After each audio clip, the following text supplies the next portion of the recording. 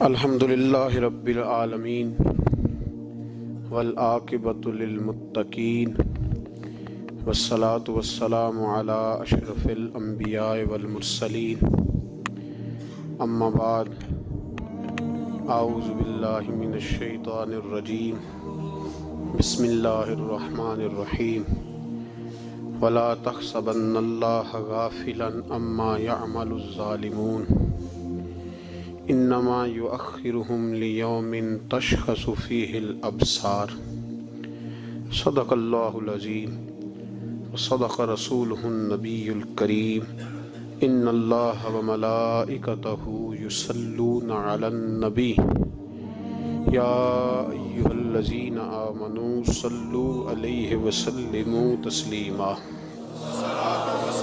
الصلاۃ والسلام علیک یا رسول اللہ وعلى آلك وأصحابك يا سيد يا حبيب الله الصلاة والسلام عليك يا سيد يا نبي الله وعلى آلك وأصحابك يا سيد يا نور الله اللهم صل على سيدنا ومولانا محمد معدن الجود والكرم وآله وبارك وسلم.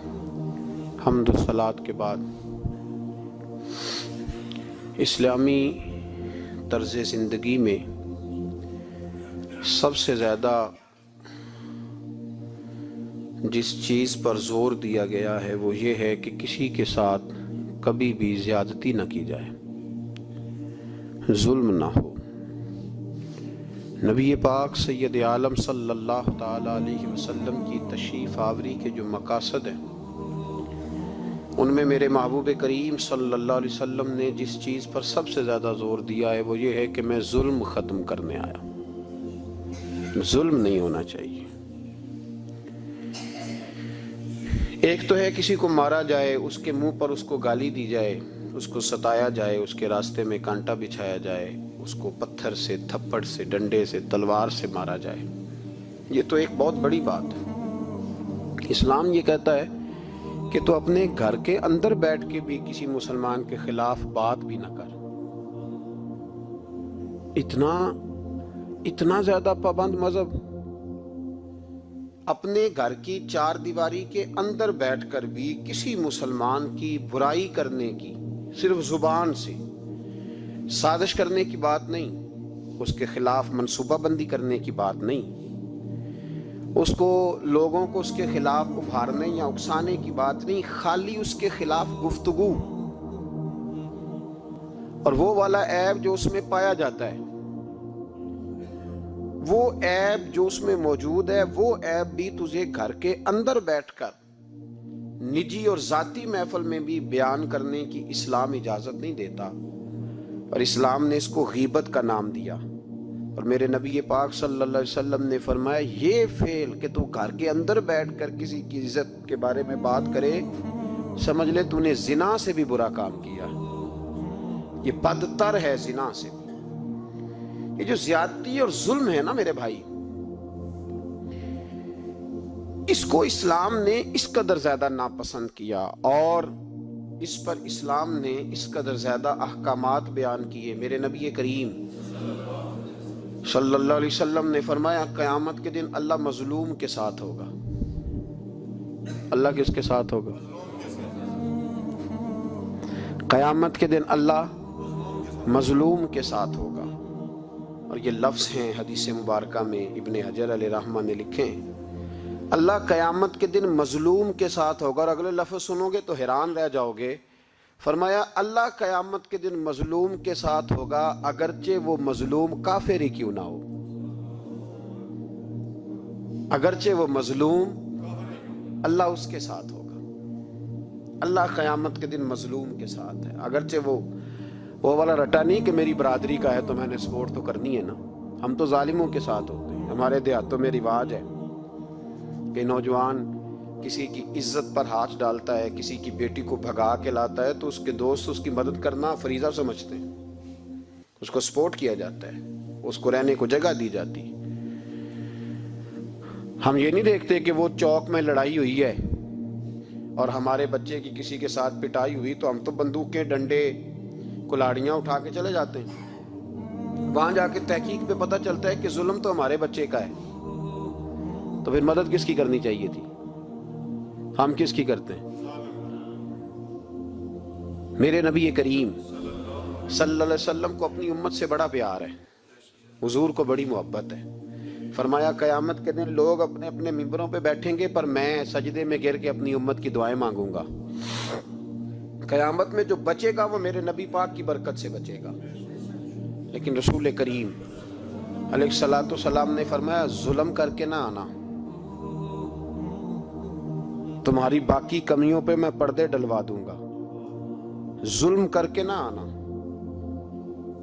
امام بہقی روایت لائے ہیں، محبوب پاک نے فرمایا میرے امتی نے کسی ذمی کافر کے ساتھ اگر زیادتی کی، وہ ٹیکس دیتا تھا، جزیہ دیتا تھا، ذمی کافر تھا، اور میرے امتی نے اگر اس کے ساتھ زیادتی کی تو نبی پاک صلی اللہ علیہ وسلم فرماتے ہیں میں قیامت کے دن اس کافر کے ساتھ مل کر اپنے امتی پر اللہ کی بارگاہ میں مقدمہ دائر کروں گا، میں خود مقدمہ دائر کروں گا.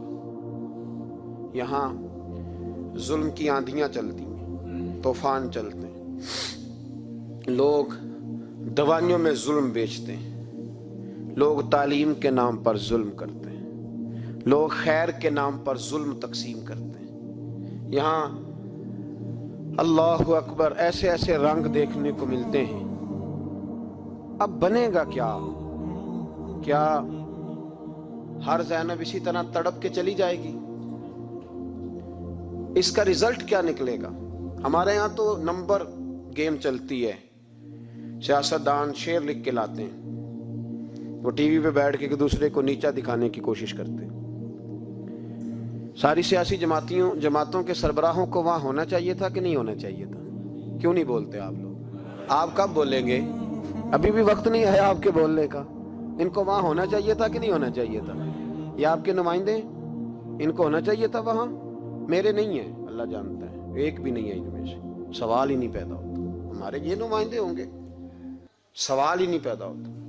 ہمارے نمائندے نہیں ہیں، یہ آپ کے بھی نہیں ہیں. بس تھوڑا سا وقت اور رہ گیا ہے، پھر انشاءاللہ سارا پاکستانی سمجھدار ہو جائے گا. یہ کسی کے بھی نہیں ہے. میرے بھائی نمبرنگ ہو رہی ہے. میں رات گجرات میں تھا تو میں کہہ رہا تھا کہ ایک صاحب کہنے لگے مجھ سے وہاں کے پنجاب کی حکومت کو ریزائن کرنا چاہیے تھا کہ نہیں کرنا چاہیے تھا. تو میں نے کہا ریزائن وہ کرتے ہیں جن کے اندر کچھ تھوڑا بہت شرم کا مادہ ہوتا ہے. یہ لوگ ریزائن کریں گے؟ یہ کیسے کر سکتے ہیں؟ اور پھر ریزائن صرف ان کو نہیں کرنا چاہیے تھا. میری تو دعوت یہ ہے کہ ہر سیاسی جماعت ریزائن کرے. ہم اس ملک میں سیاست نہیں کریں گے. مذہبی جماعتیں تبلیغ کرنا بند کر دیں. پیرانے عظام گدی نشینیاں چھوڑ کے باہر نکلیں. یہ جو ہر چوک اور ہر چوراہے میں لوگ نصیحتوں کا بازار گرم کر کے کھڑے ہیں، یہ چھوڑ دیں. کیا اثر ہے تمہاری تبلیغوں کا؟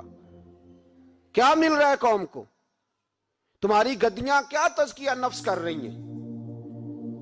اور ہر اس آدمی پہ مقدمہ ہونا چاہیے جس کے موبائل میں گندی فوٹو ہے.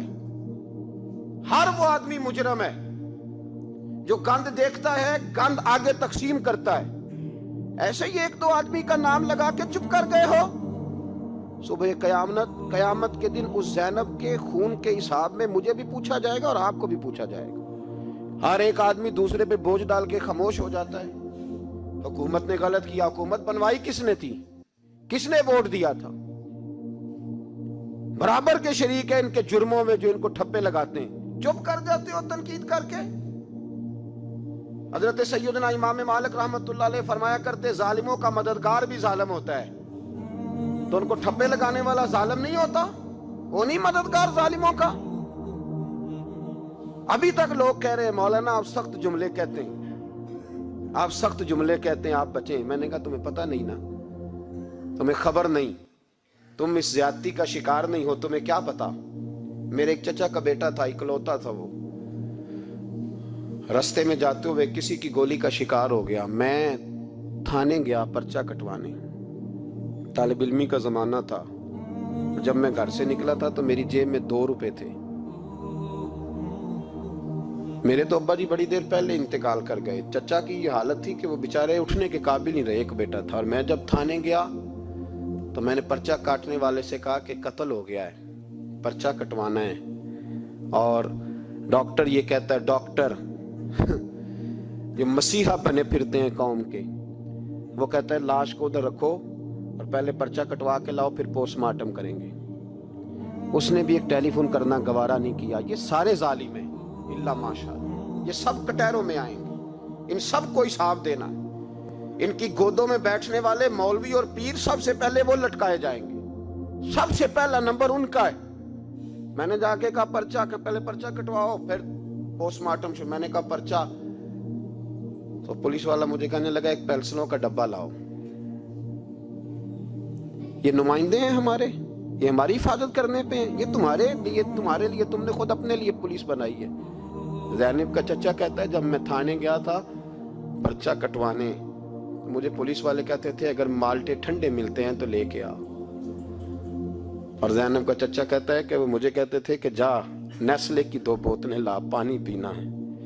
اس ملک پہ بسنے والوں کا کوئی وارث نہیں, کوئی نہیں ان کا والی وارث. اور کہتے ہیں کوڑے میں پڑی لپٹی ہوئی خون سے لاش. اور مجھے پولیس والے کہتے ہیں فلانے نے لاش ڈھونڈی ہے, اسے تو پہلے 10,000 دے لے. میں ظالم ہوں, آپ ظالم ہیں, جنہوں نے ان ظالموں کو اپنا سپہ سالار بنایا ہے. تیاری کر رہو اللہ کے حضور.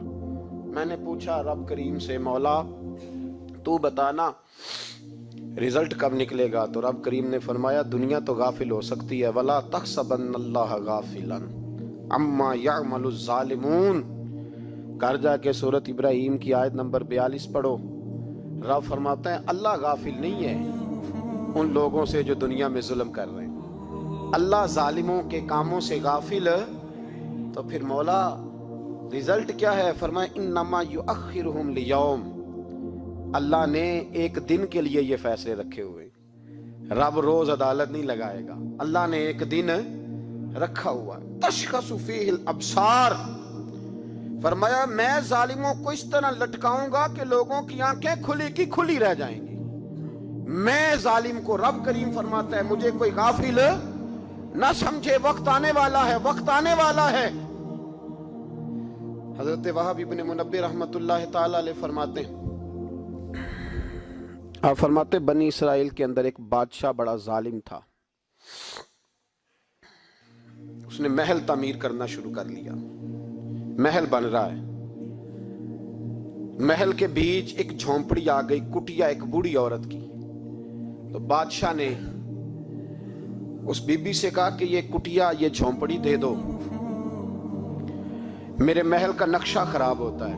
بوڑھی کہنے لگی میں بیوہ بھی ہوں, بے اولاد بھی ہوں. جب میں بیاہ کے یہاں آئی تھی تو میرے ابا نے کہا تھا بیٹی تیرا جنازہ نکلنا چاہیے, تو چلو میں پکا ہوا پھل ہوں, تھوڑا وقت رہ گیا ہے, مر جاؤں گی تو تمہارا ہی ہے, میرا کون سا قبالی وارث ہے.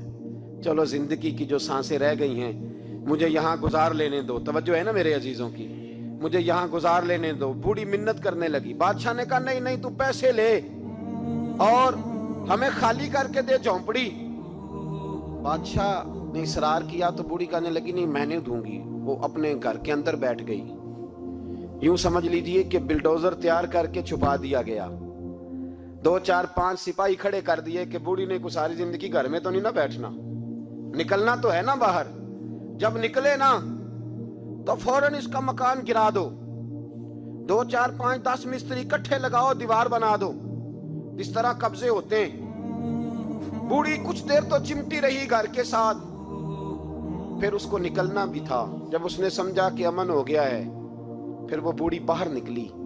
اور جب وہ گئی نا, جب وہ گئی باہر, چند گھنٹوں کے بعد واپس آئی تو جھونپڑی گری ہوئی تھی. گھر کی چھت کے تنکے ہواؤں کے ساتھ بکھرے ہوئے تھے. نیا مکان بن گیا. وہاب ابن منبہ علیہ رحمہ فرماتے اس بی بی نے جو دعا مانگی تو عرش فرش ہلنے لگے, زمین کانپنے لگی. اس بی بی نے لفظ پتہ کیا ادا کیے؟ کہنے لگی اے اللہ میں تو موجود نہیں تھی, تو بتا تو کہاں تھا. اللہ میں تو نہیں تھی. زینب کی اماں بھی پوچھتی ہے اللہ میں تو نہیں تھی, تو موجود تھا نا. تو عرش کا مالک کہتا میں ہلا دوں گا.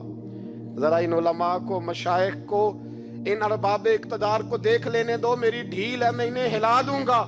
کہتی اللہ میں تو نہیں تھی، تو کہاں تھا، تو بتا.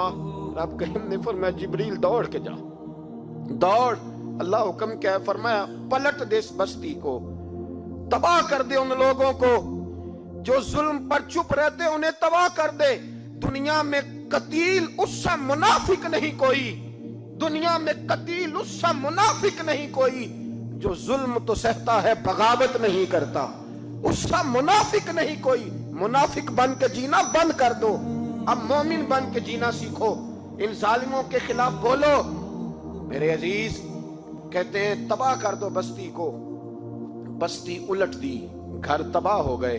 یاد رکھو عرش کا مالک کہتا ہے تو میں دیکھ رہا ہوں، ورنہ کوئی موجود نہ تھا، میں تو تھا نا، میں تو سارا کچھ دیکھ رہا ہوں. میں اس ولا تحسبن اللہ غافلا اما یعمل الظالمون. لوگ اللہ کو غافل نہ سمجھیں. اور پھر میڈیا چیختا ہے، میڈیا چیختا ہے، کہتا ہے جی بڑا ظلم ہوا. اس کام میں سب سے زیادہ کردار اس برائی کو پھیلانے میں میڈیا کا ہے. میڈیا تو بچوں کو گناہ کے طریقے بتلاتا ہے. اور حکومتیں، ممتاز قادری کا جنازہ نہ دکھانا ہو تو میڈیا سارا بند ہو جاتا ہے. فیض آباد دھرنے کا ظلم نہ دکھانا ہو تو میڈیا سارا بند ہو جاتا ہے. تو گند اگر دکھانا بند روکنا چاہیں تو گند رک سکتا ہے کہ نہیں رک سکتا؟ یہ پابندی، یہ ٹیکنیکلی زمانہ ہے. اگر یہ بند کرنا چاہیں، ٹھیک ہے، اگر یہ بند کرنا چاہیں تو ہر چیز اپنی جگہ پہ بند ہو سکتی ہے کہ نہیں؟ بولیں. لیکن ہم تو روئیں گے نا، فیس بک پہ تصویر لگائیں گے زینب کے ساتھ ظلم ہوا، تو تیری تو امام والی دکان پہ گندی فوٹو لگی ہوئی ہے، تیرے تو موبائل میں سارا گند ہے. اس گند کی ترویج و اشاعت میں تو میں اور آپ شامل ہوتے جا رہے ہیں. گند تو پرموٹ ہو رہا ہے، اسی سے تو لوگوں کے جذبات ابھرتے ہیں. ابا جی کہتے ہیں مجھے اعتبار ہے، مجھے اعتبار ہے بیٹی پہ. یہ کیا تماشا ہوا اعتبار کا؟ یہ کیا بات ہوئی؟ اعتبار کس کو کہتے ہیں؟ حضرت جنید بغدادی رحمت اللہ تعالی علیہ، آپ سے کسی نے پوچھا، میں تھوڑے دن پہلے، مجھے گجرات یونیورسٹی کے کچھ طالب علموں نے دعوت دی، کچھ اساتذہ نے کہا کہ یہاں سیرت سیمینار ہے، آپ آئیں. سیالکوٹ میں جو کیمپس ہے، میں وہاں جب پہنچا تو میں نے کہا یار یہ صرف لڑکے ہونے چاہیے. کہنے لگے اتنے مولوی تقریر کرتے ہیں لڑکیوں میں، تو آپ تو. میں نے کہا یار مجھے دکھیا نو سمجھ لو، میں پرانے خیالات کا ہوں، اور ویسے بھی میرے لیے مولوی حجت نہیں، میرے لیے رسول اللہ کا دین حجت ہے. تو آپ پردہ کرائیں. خیر انہوں نے مہربانی کی، کوئی پارٹیشن ہو گئی. جب میں پہنچا تو شاید 1.5 منٹ لگا ہو مجھے گیٹ سے ہال میں جانے تک. لیکن وہاں جو بچے اور بچیوں کا میں نے حال دیکھا تو میں دعا مانگ رہا تھا، اے اللہ تو اس قوم پہ فضل فرما، اس قوم پہ. ابا جی کہتے مجھے اعتبار ہے. نابینا سے ابھی عبداللہ ابن مخدوم رضی اللہ تعالی، وہ آئے ہیں تو نبی پاک صلی اللہ علیہ وسلم نے فرمایا عائشہ پردہ کر لو، تیرے گھر میں بسنے والی بی بی سید عائشہ سے بھی پاک ہے، تیری بیٹی حضرت عائشہ صدیقہ سے بھی زیادہ حرمت والی ہے. نبی پاک نے فرمایا عائشہ پردہ کرو. حضور وہ نابینا ہے. فرمایا تمہیں تو نظر آ رہا ہے نا، تیرا اعتبار یہاں سے بھی زیادہ بڑھ گیا ہے. حضرت جنید بغدادی سے کہا حضور ہمیں قرآن شریف پڑھا دیں. آپ نے فرمایا درمیان میں عورتیں پردہ ڈالیں پھر پڑھاؤں گا. کہا حضور قرآن پاک ہی پڑھانا ہے.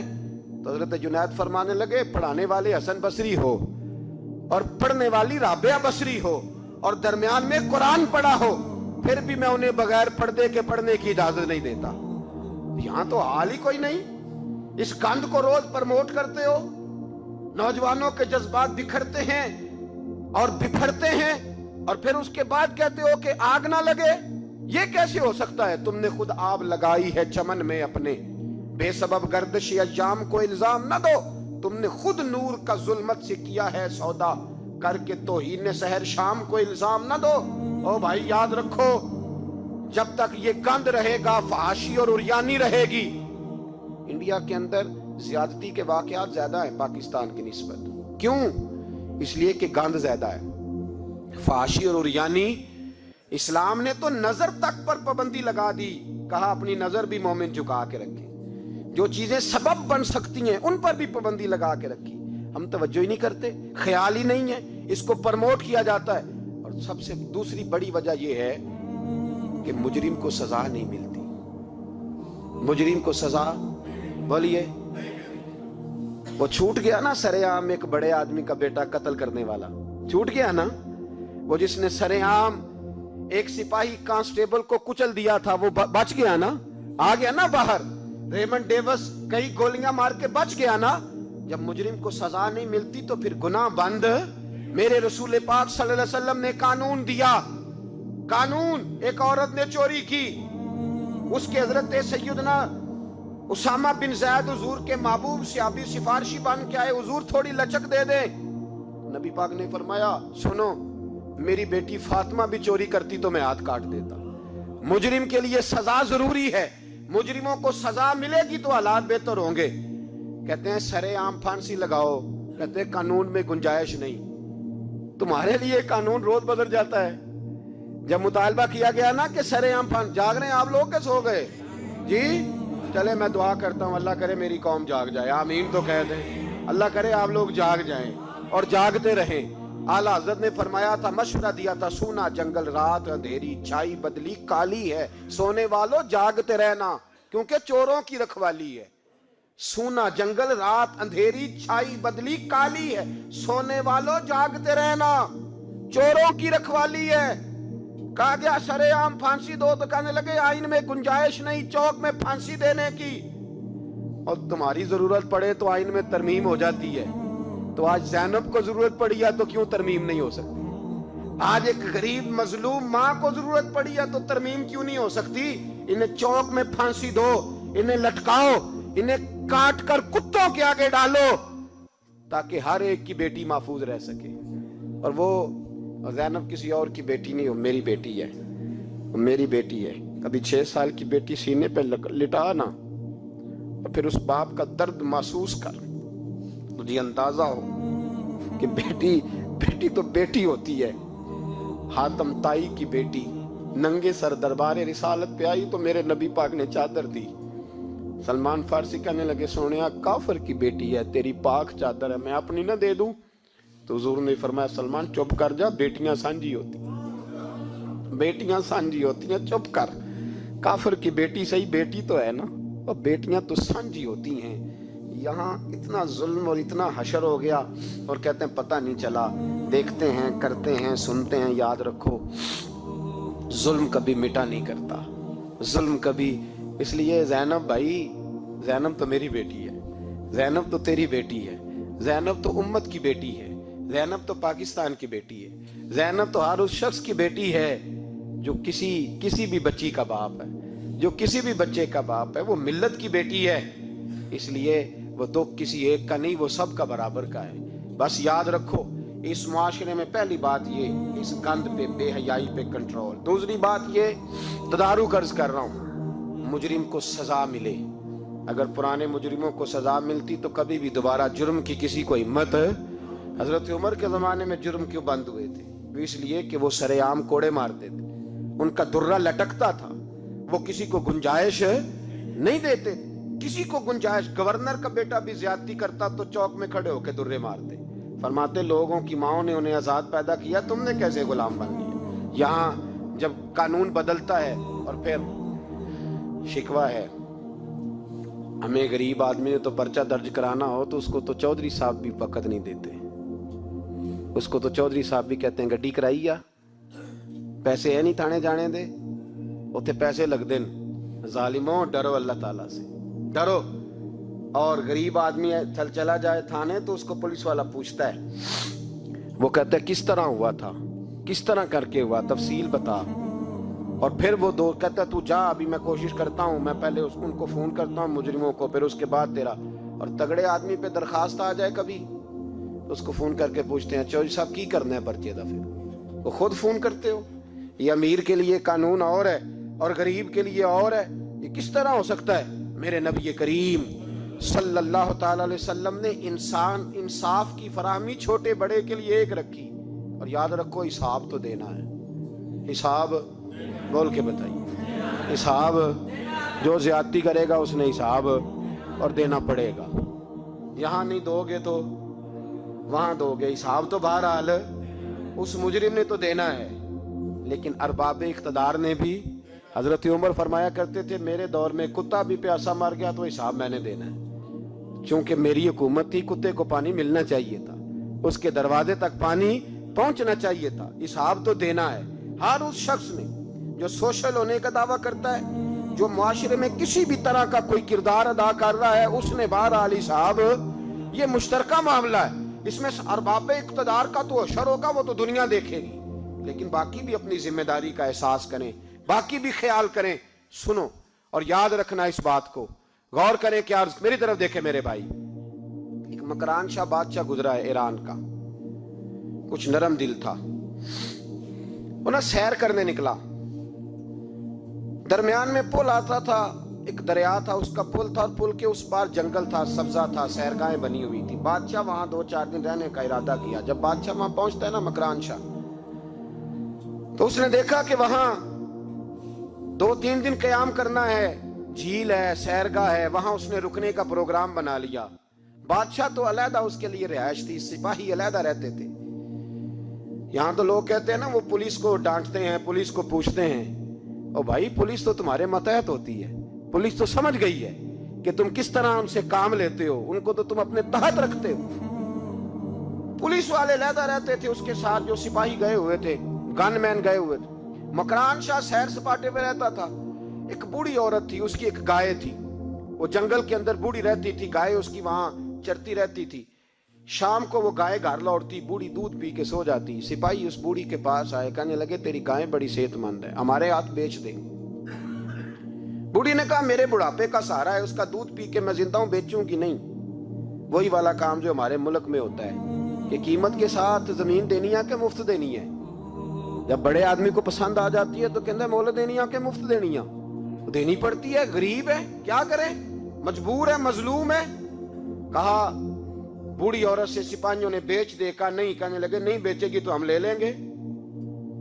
اس عورت کی گائے زبردستی سپاہی ذبح کر کے کھا گئے۔ بوڑھی نے بادشاہ تک پہنچنا چاہا لیکن اس کو پہنچنے نہ دیا گیا، منع کر دیا گیا، اس کی رسائی نہ ہو سکی، غریب عورت تھی۔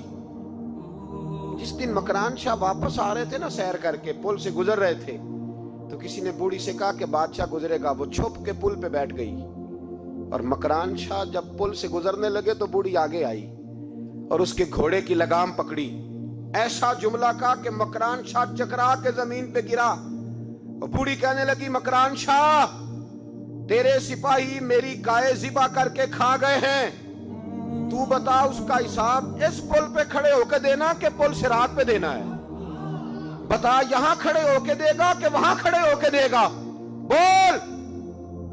ارباب اقتدار، حکومت کے ایوانوں میں بیٹھنے والوں، بتاؤ زینب کا حساب قصور کے چوک میں کھڑے ہو کے دو گے کہ میدان محشر کے چوک میں کھڑے ہو کے دو گے؟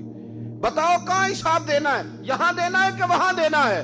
حساب تو بہرحال تمہیں دینا ہے۔ اس قوم کو اس کا حساب تو، زینب کا حساب تو دینا ہے، دینا پڑے گا، دیا جائے گا، پوچھا جائے گا۔ بتاؤ یہاں دینا ہے کہ وہاں دینا ہے؟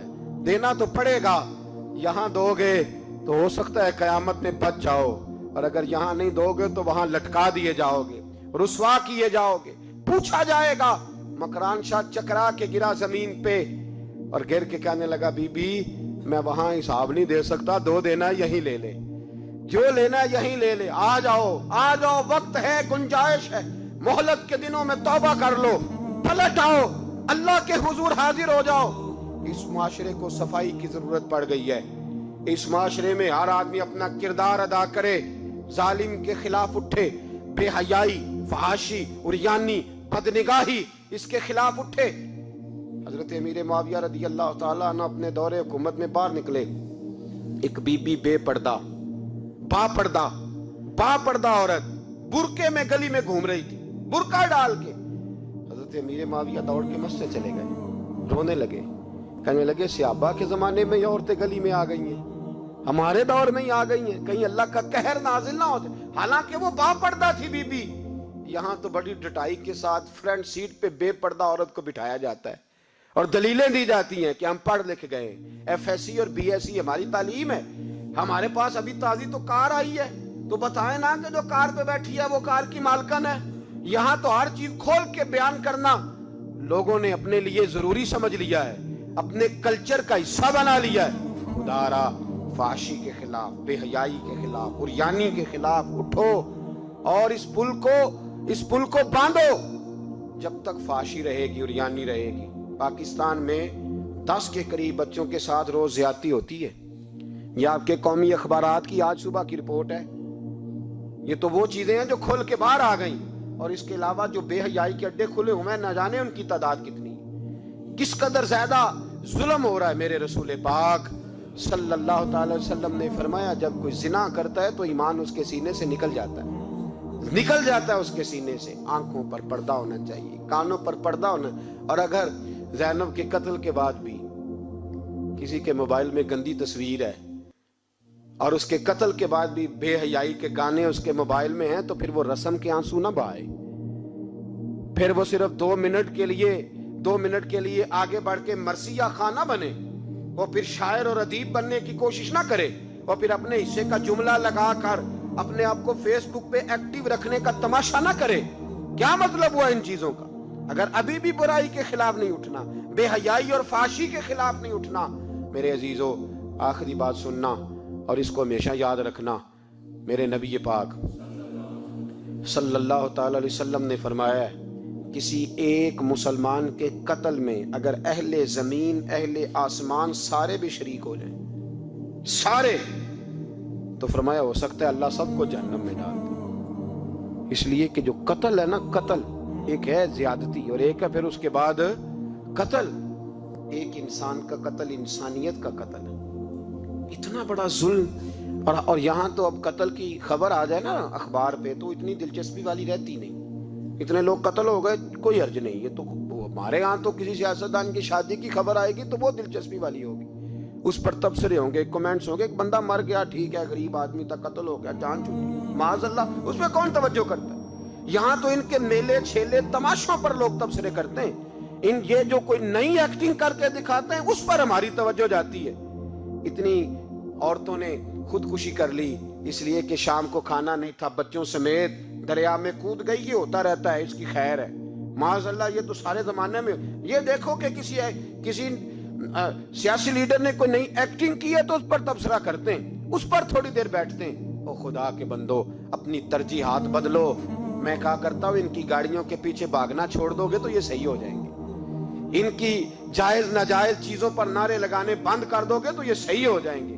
خدا را زینب تو چلی گئی، پر ہمیں ایک پیغام چھوڑ کے گئی ہے کہ فحاشی کے خلاف اٹھ کھڑے ہو، اب ظلم کے خلاف لڑنا سیکھو، اب اپنے اندر یہ طاقت پیدا کرو، اب طاقت پیدا کرو۔ ہمیں سارا پتہ ہوتا ہے، لیکن اس کے باوجود ہم ظالموں کے ساتھ کھڑے ہو کے ان کی تعریفیں کرتے ہیں، تصویریں لگاتے ہیں، سپورٹر ووٹر بنتے ہیں۔ اب اس کام سے باز آ جاؤ، خدا را اب بھی سمجھ جاؤ۔ اے اللہ، جمعے کے دن اس اجتماع میں تیری بارگاہ میں دعا کرتے ہیں، خداوندہ ساری بیٹیوں کو حفاظت کا پردہ عطا فرما، اللہ سب کے لیے حفاظت کے پردے نصیب فرما، اور میرے مولا ظالموں کو کیفر کردار تک پہنچا۔ اللہ ان ظالموں کو نشان عبرت بنا، خداوندہ ان ظالموں کو صفحہ ہستی سے ختم فرما۔ اے اللہ رحمت کی برکھا برسا۔ آخر دعوانا ان الحمدللہ رب العالمین۔